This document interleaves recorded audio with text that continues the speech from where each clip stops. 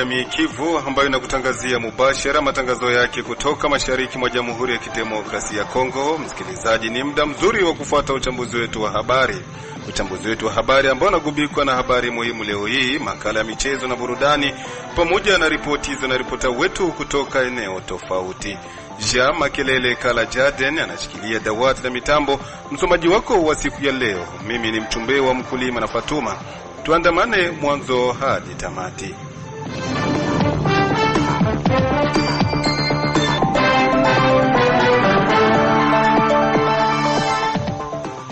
Na kabla ya kuingia kwa undani zaidi wa uchambuzi wetu wa habari, Izake Mulucha Ashibe na habari muhimu. Asante sana mchumbe wa mkulima na Fatuma. Kwenye ukurasa wa habari muhimu leo hii, habari tatu tulizopatia kipaumbele, tukianzia hapa katika tarafa la Fizi ni kwamba huko Point Zero, jeshi la taifa FARDC kwa ushirikiano nao wazalendo wamevikomboa vijiji vya Point Zero, Bikiaka na vingine vipembezoni kiisha mapambano makali ya siku nzima ya siku ya 4 ya wiki tunayo zili ya Twirwaneho rudi Tabara tihifu kwa AFC M23. Na huko Sange tarafani Uvira ni kwamba watu watatu kufariki papo hapo, huku wengine 12 wamejereuliwa. Hayo ni matokeo ya ajali ya gurumeti iliyoripuka katikati ya watu ndani ya soko ya Sange siku ya 4 jioni wiki tunayo Pasange, makao makuu ya tarafa ya Uvira.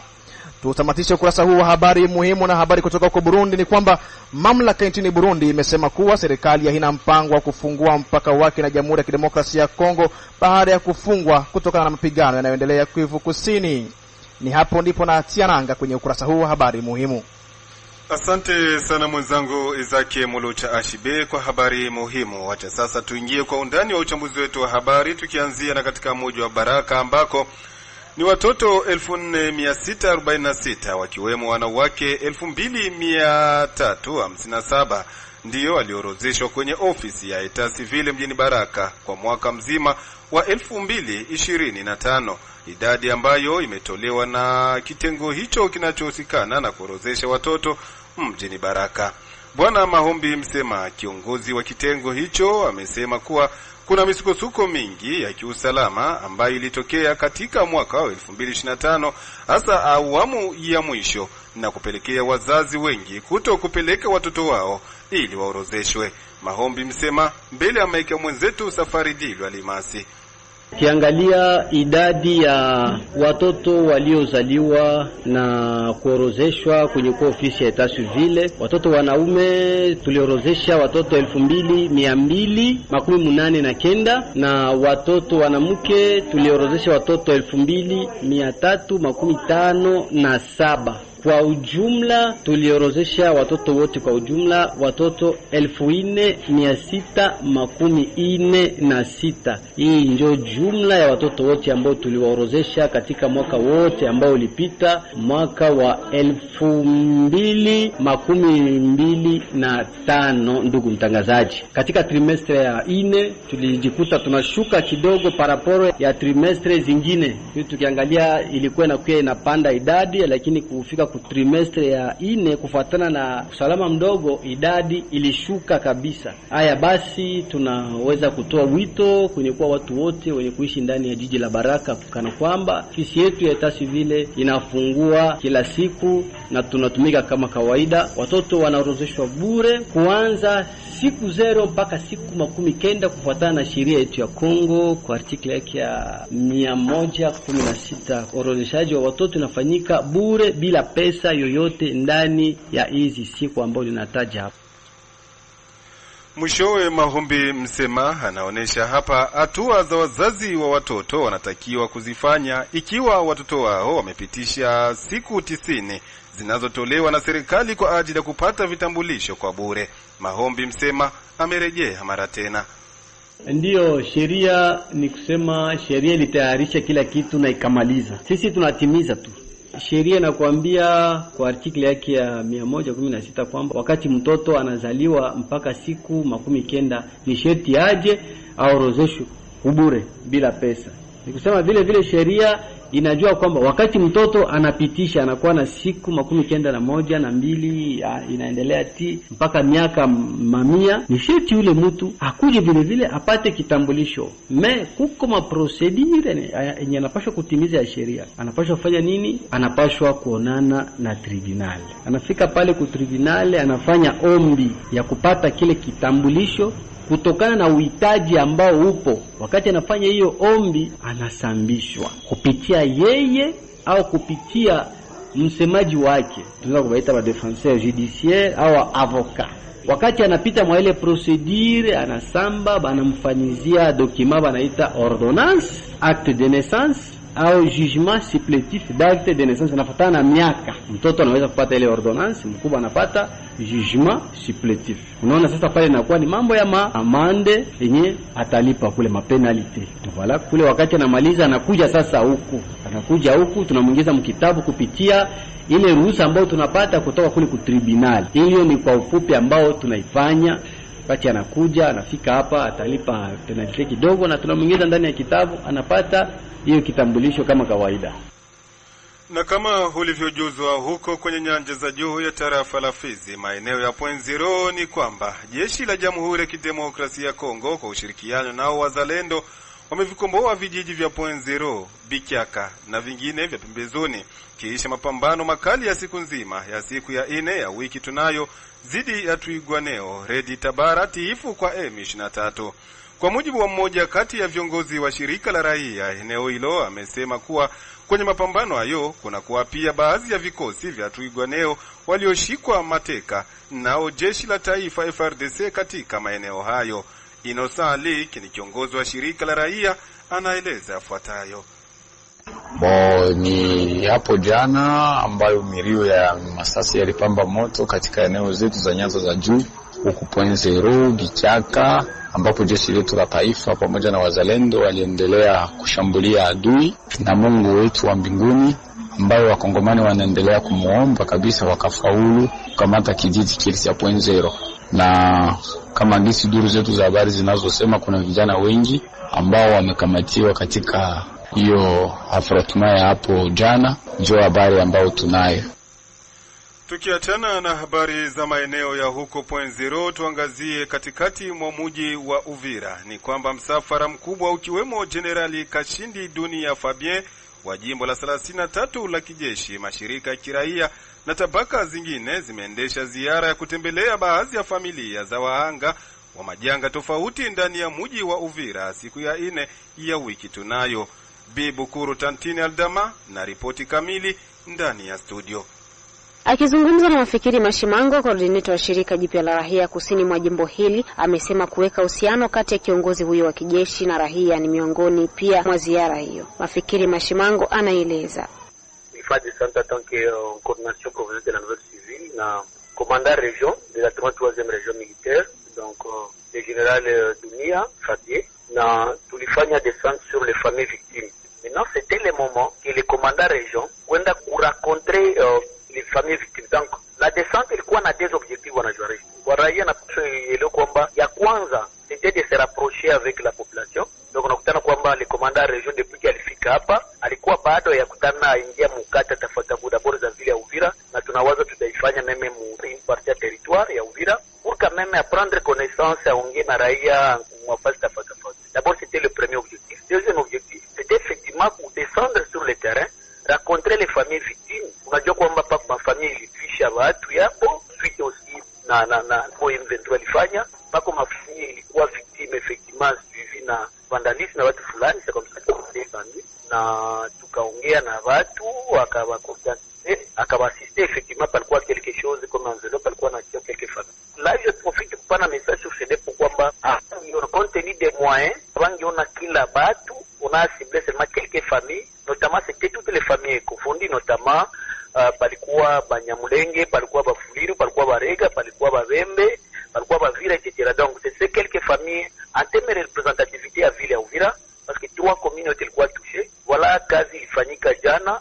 Upande mwingine, coordinator huyo wa shirika jipya la raia ameonyesha kuna kuwa hatua zilizochukuliwa ili kuzidisha ulinzi kwa raia wa mji wa Uvira. Mafikiri Mashimango amerejea mara tena. Et là, nishukuru kama coordination de la nouvelle civile kwa ile determination humanisme yenye komanda region alionyesha kujiongelea raia na kuangalia quelque chose ya kuassister les familles. D'abord il faut que kwamba après vita na retrait batu bengi Uvira balipoteza, que là même il y a le plaidoyer ilifanyika, na peut-être il faut profiter kuambia raia kama cette semaine ou la semaine prochaine il y aura une grande délégation itatoka Kinshasa yenye takuya effectivement kuevaluer les dégâts na kuangalia nini banaweza assister quelques personnes. Ile ni ya kwanza. Le deuxième élément, il faut connaître kwamba population iweze kuexprimer effectivement ma crainte yao kwa juu ya situation sécuritaire yenye iko nasema ke unaona pa watu wanalamuka ma 18h inafika ma 19h watu wanaogopa kutembea telefone mvile ya Uvira effectivement par rapport na circulation ya marme yenye ziko contrôler. Donc tuambia kwamba tumeamua kwa commandant region ya kusema kwamba tous les militaires FARDC meme wazalendo batabiwa quelque part kwa juu ya kuangalia pour la sécurité ya vile ya Uvira. C'est-à-dire haitakuwa kila mtu analamuka na circuler na arme Uvira, au contraire patakuwa encadrement responsable kwa juu ya kusekurize population. Donc il y aura la police militaire et quelques police kwa juu ya kutembea na kusekurize. Ile itatusaidia comme shirika jipe la kiraia, mtu atakuwa anazunguruka na arme mwenye iko identifier effectivement atakuwa anaonekana kama bandi, na itakuwa mena njia iko fasili ya kujua bandi nani na askari nani na mzalendo ni nani. Mwishowe, alipoulizwa anakuwa na uhakika gani hatua hizo kuheshimishwa kama ilivyopangiliwa, Mafikiri Mashimango halijibu yafuatayo. Donc bena waza kwamba vitu viko na badilika. Sasa naweza kuambia kama yame mkisate wazalendo meme FARDC bako natoka kwa Uvira wanaanza watoa pour la même question. Donc pour le moment tant que shirika jipe la kiraia naweza kuambia kwamba tuko nafuatilia, na ambapo kia vita fuatiliwa kisi tuliongea, na waza kwamba tuko na mavua mingi za kupita ndani pour quand même tulisikilizana bifanyike dans le sens ya intérêt ya batu. La situation sécuritaire Uvira naweza sema kwamba d'abord c'est un peu calme mais pas koboga. Kisi ni kwambia pas koboga, mais ile masase kila siku mchana haikuwaki tena Uvira. Quand même il y a eu des mesures ilikamatika avec les autorités civiles et militaires. D'abord ça tunasaliwe inaleta kimya sauf dans différents quartiers de la ville. Unasikia masase fulani iko lié aussi na kisi ni kwambia circulation iko incontrôlée na marme. Donc c'est pourquoi que tuko natumika mwele question le plus vite possible pour que watu waishi kwa amani. Et là je vous rassure que avec ce que tuko nafanya et avec maintenant les commandants région mnyana comprendre kama il faut kujongelea raia na kuangalia kisa kutumika dans le sens ya watu wa profiter. Et à notre niveau si nini haitaendeka tuko pale kwa sababu kulamika na kusema tunaanza kufanya kazi. Na kwenye makao makuu ya tarafa la Uvira huko Sange ni kwamba watu 3 kufariki papo hapo huku wengine 12 kujireuliwa. Hayo ni matokeo ya ajali ya guruneti iliyoripuka katikati mwa watu ndani ya soko ya Sange siku ya 4 ya wiki tunayo Pasange, makao makuu ya tarafa ya Uvira. Taarifa tunazo zataja kuwa guruneti hiyo imeripuka katika hali ya kutokutazamia wakati watu walikuwa katika shambra za kununua na kuzisha biashara yao. Matokeo ni watu 12 kujireuliwa na wengine 3 kufariki. Duru yetu yaongeza kuwa miongoni mwa watu hao 12, 2 wamepelekwa mara moja mjini Bukavu kwani wako kati ya kufa na kupona, huku wengine 10 wenye majeruhi madogo wamelazwa kwenye hospitali ya Sange.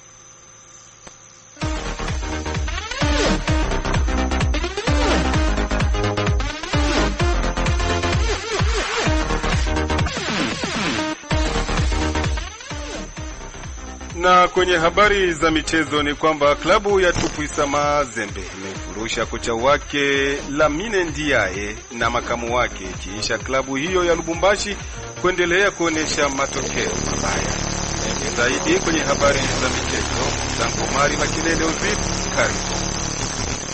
Ni kushukuru sana kabisa mwenzangu mchumbe wa mkulima na Fatuma. Leo katika habari za michezo tuanzia na habari za hapa katika mji wa Baraka ni kwamba klabu ya FC Flambura ya halika wanamemba wote na mashabiki wa klabu hiyo kuweza kuhudhuria kwenye kikao kisichokuwa cha kawaida za Assemblée Générale Extraordinaire kitakachofanyika mchana wa siku ya Jumamosi ya tarehe 31 Januari 2026 ndani ya chumba cha mikutano cha vijana mjini Baraka majira ya saa 9 kamili mchana.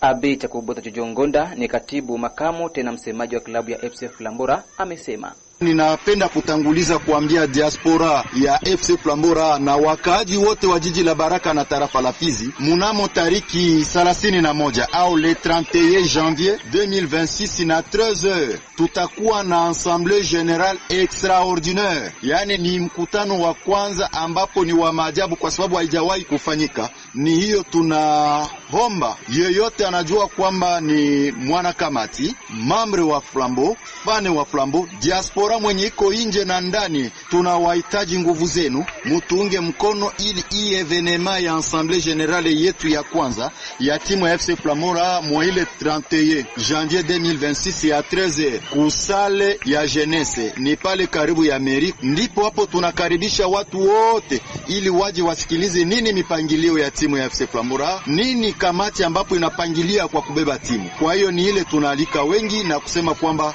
karibu kwa wote. Kisha kuachana na habari hizo za FC Flambora, ni kwamba kule Lubumbashi uongozi wa klabu ya Tupuisa Mazembe Anglebere hapa DRC imetangaza rasmi kumaliza ushirikiano wake na kocha wake Lamine Ndiaye kutoka Senegal. Kuondoka huku kunakuja katika hali ya wasiwasi mara tu baada ya ushindi wa klabu ya Tupuisa Mazembe dhidi ya Sa Majesté Sangabalende ya mabao 2-1. Msenegal huyo ambaye alikuwa anasimamia klabu ya Tupuisa Mazembe muda wa miaka takriban 3 ameondoka vile vile na makamu wake ambaye ni Alexandre Girin. Katika taarifa yake, Tupuisa Mazembe inawatakia kila laheri makocha hao wawili ambao walikuwa na majukumu mazuri katika klabu ya Tupuisa Mazembe, na hivyo klabu hiyo ya Mazembe imewatakia makocha hao wawili ambaye ni Lamine Ndiaye pamoja na Alexandre Girin maisha marefu kule watakapoenda. Katika bara la Afrika ni kwamba shirikisho la soka barani Afrika CAF limetoa adhabu kutokana na matukio mbalimbali ya fujo yaliyojitokeza wakati wa fainali ya michuano ya AFCON mwaka 2025 ambapo Senegal waliweza kuwatwanga Morocco bao 1-0 ambao walikuwa ni waandaaji wa michuano hiyo. Adhabu hizo zilizotolewa ni pamoja na kumfungia kocha mkuu wa klabu ya Senegal Pape Bouna Diaw michezo 5 ya Afrika, na vile vile kocha huyo ametozwa faini ya $100,000 za Marekani. Mchezaji mwingine ambaye amepata adhabu kutoka shirikisho la soka barani Afrika ni Sheikh Baroi Ndiaye. Yeye amefungiwa mechi 2 baada ya kumfanyia fujo mwamuzi wa fainali hiyo ambaye alikuwa ni kutoka DRC Jean-Jacques Ndala. Vile vile mchezaji Ismail Sare wa Senegal vile vile amefungiwa mechi 2 kwa kosa hilo la kuweza kumfanyia fujo mwamuzi wa mchezo. Tumalizie sasa huko katika bara la Ulaya ni kwamba draw ya barrage ili kuweza kuwania hatua ya 16 bora ya michuano ya UEFA Champions League katika bara la Ulaya tayari imetolewa mchana wa siku ya 5 ya wiki hii, ambako ilikuwa namna hii: Monaco watapambana vikali dhidi ya Paris Saint-Germain, Benfica Lisbon ya Ureno watakuwa dhidi ya Real Madrid, Karabag watawakaribisha Newcastle na Galatasaray watakuwa dhidi ya Juventus. Borussia Dortmund ya Ujerumani watapambana vikali dhidi ya Atalanta Bergamo na Club Brugge watakuwa dhidi ya Atletico Madrid. Bodo Glimt watawakaribisha Inter Milani na Olympiacos watakuwa vikali dhidi ya Bayer Leverkusen. Tukumbushe kuwa michuano ya awali ya michuano ya baraji itaanza kutimua vumbi tarehe 17 na 18 mwezi wa pili, na vile vile mechi ya marudio itapigwa tarehe 24 na 25 mwezi wa pili tu.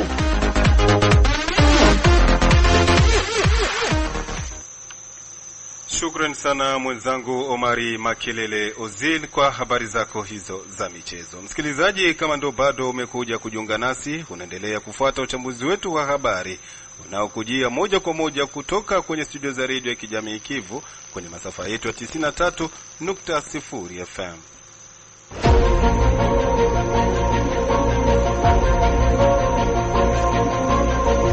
Ukitaka kutengenezesha vyombo vya kielektronik na kununua vifaa vyake vya akiba ima pièce de rechange, jibu lako ni kampuni ya BBC Elia Baraka Aibaz. Tuangazie huko Bukavu ni kwamba mwendesha pikipiki mmoja amejiua kwa kujinyonga mjini Bukavu, mtaa wa Kibombo, kata la Ndendere, manispaa ya Ibanda, Alhamisi ya tarehe 29 Januari 2026. Albere Migobo Nyangaza ni mkuu kiongozi wa kata ya Ndendere amehakikisha habari hii na kuwataka jamii kudhibiti hisia zao, kwani maisha ya mtu ni takatifu, huko akisema kuwa sababu ya mwananchi huyo kujinyonga bado kujulikana.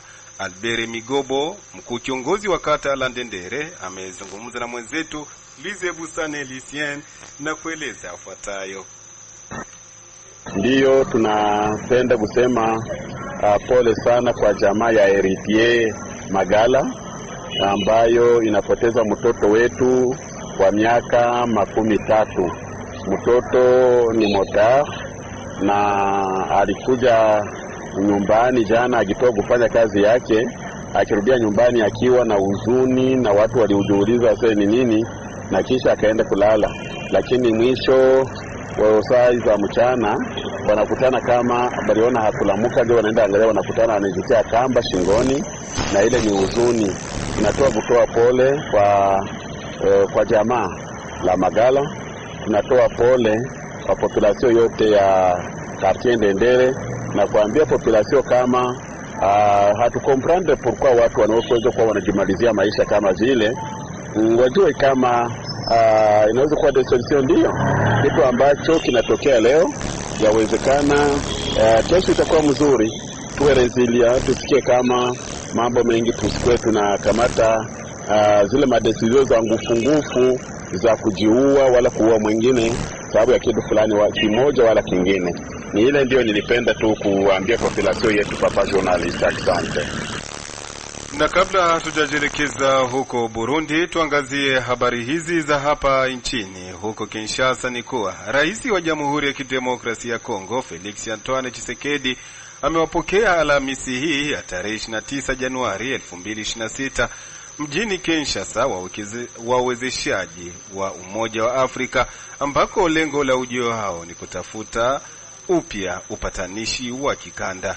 Undani wa habari hizi, Safari Dilwe Halimasi na ripoti kamili.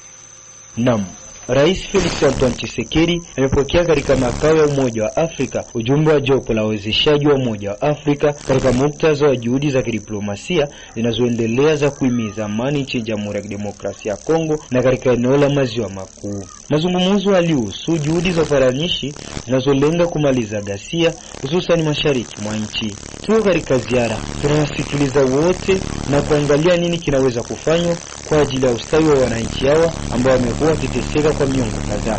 Mara nyingi tunasahau kwamba nyuma ya yote haya kuna mateso ya kibinadamu ambayo yanapaswa kukomeshwa, alisema Bishop Lwokzede, rais wa zamani wa Ethiopia. Kwa mujibu wa rais wa Kongo, Felix Antoine Tshisekedi alipongeza juhudi za wawezeshaji hao na kudhibitisha tena dhamira yake ya kuendeleza amani ya kudumu na inayoweza kudhibitishwa mashariki mwa DRC, pamoja na kuimarisha utulivu wa kikanda kwa kuheshimu makubaliano yaliyofikiwa na pande mbalimbali. Ujumbe huo ulijumuisha miongoni mwa wengine Olusegun Obasanjo, rais wa zamani wa Nigeria, Shalom Zede, rais wa zamani wa Ethiopia, Mongosi Erike Kaibeswe Masasi, rais wa zamani wa Botswana, Catherine Samba Panza, rais wa zamani wa Jamhuri ya Afrika ya Kati, Yakoliko Ku Johnson, waziri msaidizi wa Togo anayemwakilisha mpatanishi Faure Nyasibe, pamoja na balozi Akoko Manyuat Madut, mwakilishi wa tume Umoja wa Afrika. Wawezeshaji hao wanatarajia pia kuzuru Kigali, Bujumbura na Kampala. Hivi karibuni Umoja wa Afrika ulifafanua muundo wa upatanishi wake kwa ajili ya mchakato wa amani mashariki mwa DRC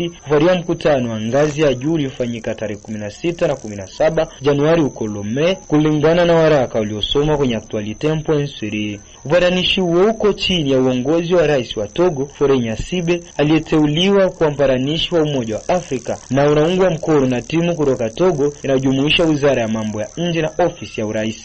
Wawezeshaji wenza watano, wote wakiwa ni marais wa zamani wa nchi za Afrika, wamepewa majukumu maalum. Olusegun Obasanjo akihusika na masuala ya kijeshi na usalama, Shalom Zede rasimamia masuala ya kibinadamu, Uhuru Kenyatta upande wake anaangalia mazungumzo na makundi ya silaha ndani, Mongwesi Masasi akihusika na ushirikiano wa kiuchumi wa kikanda, na Catherine Samba Panza akiwa msimamizi wa masuala ya kijamii ya kiraia, maridhiano na masuala yanayohusu wanawake. Mfumo huo pia unajumuisha Secretariat ya pamoja huru inayoshirikisha Togo, Umoja wa Afrika, Jumuiya ya Afrika Mashariki, Jumuiya ya Maendeleo ya Kusini mwa Afrika na mkutano wa kimataifa wa kanda la maziwa makuu. Timu ya Umoja wa Afrika inahakikisha uratibu na washirika wa kimataifa wakiwemo Umoja wa Afrika, wakiwemo Umoja wa Mataifa, Qatar, Umoja wa Ulaya na wanachama watano wa kudumu wa Baraza la Usalama kulingana na waraka huo. Msikilizaji, ni hayo ndio ambayo tulikuwa nayo kwenye habari za kitaifa kwa siku ya leo. Msikilizaji, huyo alikuwa mwenzangu Safari Dilwe Halimasi kwenye habari za kitaifa. Na hivi sasa tutamatisha uchambuzi wetu wa habari na habari za huko Burundi. Mamlaka nchini Burundi imesema kuwa serikali haina mpango wa kufungua mpaka wake na Jamhuri ya Kidemokrasia ya Kongo baada ya kufungwa kutokana na mapigano yanayoendelea Kivu Kusini. Mengi zaidi na mwenzetu wa huko Burundi, Bukuru Elias Daniel. Waziri wa mambo ya nje wa Burundi Edward Bizimana akijibu swali la mabalozi na wanadiplomasia wa nchi zao nchini Burundi waliotaka kujua serikali inakusudia kufungua lini mpaka huo, amefahamisha kuwa hadi sasa kuna mambo ambayo hayajakaa sawa ili mpaka huo uweze kufunguliwa tena. Amesema katika siku za hivi karibuni kumeripotiwa baadhi ya makundi yenye malengo ya kuivamia nchi ya Burundi, akisema kwa serikali itaangalia kwanza hali ya usalama kama inatosha kabla ya kuchukua hatua yoyote.